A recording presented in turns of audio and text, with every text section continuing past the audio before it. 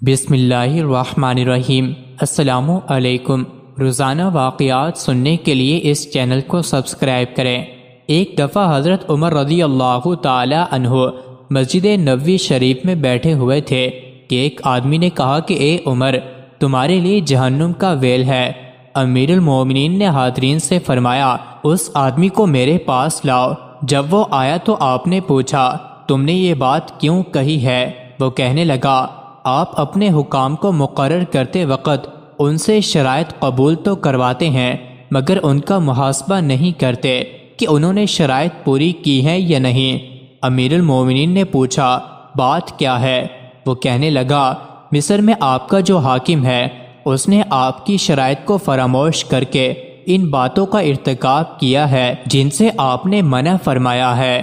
اس طرح اس نے امیر المومنین کو مصر کے حاکم کے خلاف ورزیوں کے متعلق بہت کچھ بتایا۔ یہ شکایات سننے کے بعد امیر المومنین نے قبیلہ انصار کے 2 آدمیوں کو بغرض تفتیش مصر روانہ کیا اور ان سے فرمایا، تم دونوں مصر جاؤ اور حاکم کے متعلق وہاں کے لوگوں سے استفسار کرو۔ اگر اس آدمی نے مجھے غلط رپورٹ دی ہو تو آگاہ کرنا، اور اگر اس کی رپورٹ صحیح ہے اور حاکم واقعی اپنی ذمہ داری میں کوتاہی کرتا ہے تو وقت ضائع کیے بغیر اسے لے کر میری خدمت میں پہنچو۔ دونوں انصاری امیر المومنین کے حکم کی تعمیل میں مصر روانہ ہوئے اور وہاں پہنچ کر لوگوں سے حاکم مصر کے متعلق حقیقت جاننا چاہیے۔ انہیں وہاں وہی رپورٹ ملی جیسے مذکورہ شخص نے امیر المومنین سے شکایت کی تھی۔ چنانچہ ان دونوں نے حاکم کے گھر پہنچ کر دروازے پر دستک دی اور اندر آنے کی اجازت طلب کی۔ دربان نے جواب دیا، آج حاکم سے ملنے کی اجازت نہیں۔ دونوں انصاریوں نے کہا کہ حاکم کو ہمارے سامنے ضرور نکلنا پڑے گا، ورنہ ہم ابھی اس کا دروازہ پھونک دیں گے۔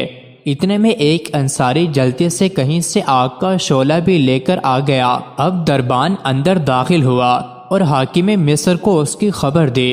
حاکم گھر سے باہر نکلا تو ان دونوں نے کہا، ہم امیر المومنین کا پیغام لے کر آئے ہیں، تمہیں ہمارے ساتھ چلنا ہوگا۔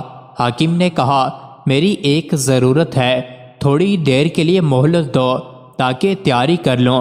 انہوں نے کہا، امیر المومنین نے ہمیں حکم دیا ہے کہ تمہیں ایک پل کی بھی مہلت نہ دی جائے۔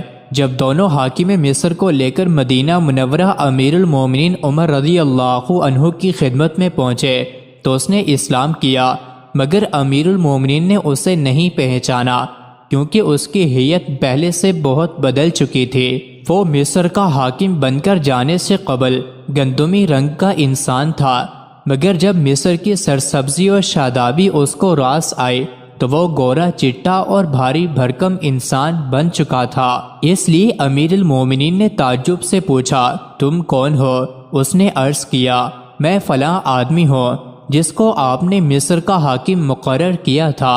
امیر المومنین نے فرمایا، تیرا ناز ہو، جس بات سے تجھے منع کیا گیا تھا اس کو تو نے گلے لگا لیا، مگر جس بات کا حکم دیا گیا تھا اس کو فراموش کر بیٹھا۔ اللہ کی قسم، میں تجھے ضرور عبرتناک سزا دوں گا۔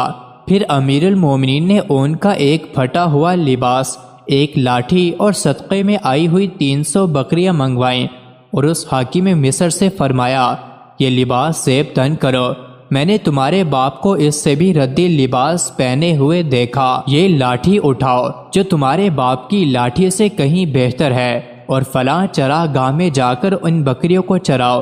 اس وقت سخت گرمی کا زمانہ تھا۔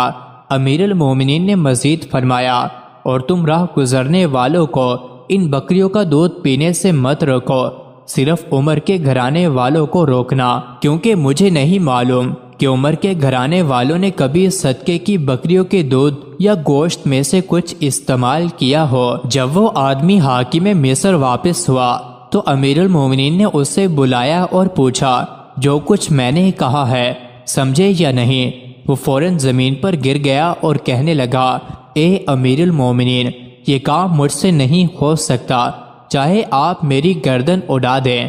اگر میں نے تمہیں گزشتہ منصب پر بحال کر دیا تو پھر تم کس طرح کے آدمی ہوگے؟ وہ کہنے لگا، اللہ کی قسم، اب اس کے بعد آپ کو وہی رپورٹ پہنچے گی۔ جو آپ پسند کریں گے۔ پھر امیر المومنین نے اسے اس کے سابقہ عہدے پر فائز کر دیا۔ چنانچہ اس کے بعد وہ آدمی مصر کا ایک مثالی حاکم ہو گیا اور اپنی ذمہ داریاں خوف و تقوی اور اخلاص کے ساتھ انجام دینے لگا۔ مزید ایسی ہی ویڈیوز کے لیے چینل کو ضرور سبسکرائب کریں۔